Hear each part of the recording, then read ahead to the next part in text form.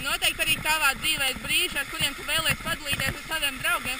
Un šī brīnuma kastīte, ko turi savās rokās, šādu iespēju tev piedāvā.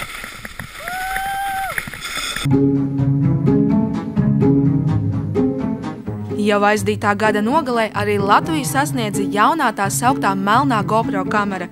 Tiem, kuri par šo kameru dzird pirmo reizi, varam teikt, šī mazā kastīte jums piedāvā brīvību un iespējas piedzīvot patiesu ekstrēmu sajūtu baudījumu.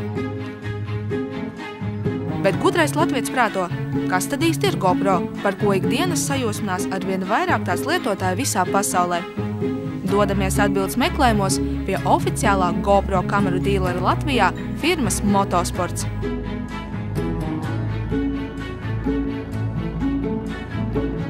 Tas video materiāls, ko dabūja kamera, tāda maziņa kamera, var ļoti tāda efektīva un liekas, ka tu pats izdzīvo uz to. Kas bija galvenais mērķis tam kompānijas veidotājiem, jo viņš saprata, ka tāda veida kameras nav, un tas bija pirms 10 gadiem. Aktīvi cilvēki.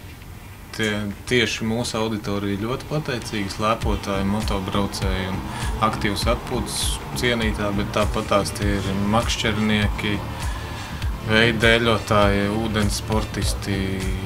Bet tai pašā laikā jau ir kameras, ir tik liela kvalitāte, ka izmanto pat kino industrijā ļoti labu materiālu filmēšanai.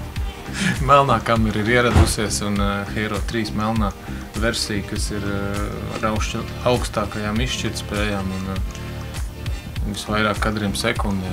Tagad tas ir tas top produkts šobrīd. Un cilvēkiem ļoti patīk un mīl un lieto daudz un var dabūt Dzelzavas 51A.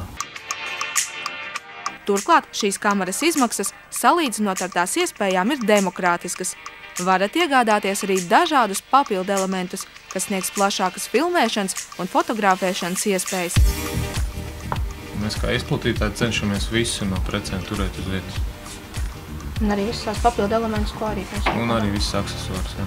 Kas ir ļoti plašā klāstā. Stiprinājumi ir kā nevienam no tādām līdzīgām kamerām. Viss kaut kādīgi var stiprināt, un ir dažādi korpusi, dažādi stiprinājumi un plus vēl papildus aksesuāri. Ļoti plašs klāsts.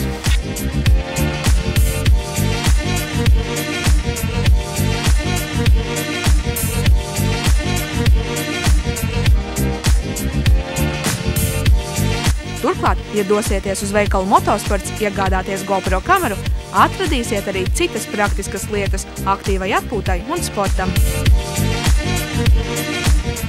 Pamatprece mums agrāk bija ziemas prece. Šobrīd ir, protams, tā, ka kopš Motosports ir vasaras sezonā, tie ir motocikli, kvadrocikli. Ziemā tā ir dēļ, sniega dēļ, distanču slēpes un viss, kas saistīts ar kalniem. Veikali visi darbinieki patiesībā paši dara. Tad arī gan slēpo, gan snovo, gan vasarā brauc ar motocikliem.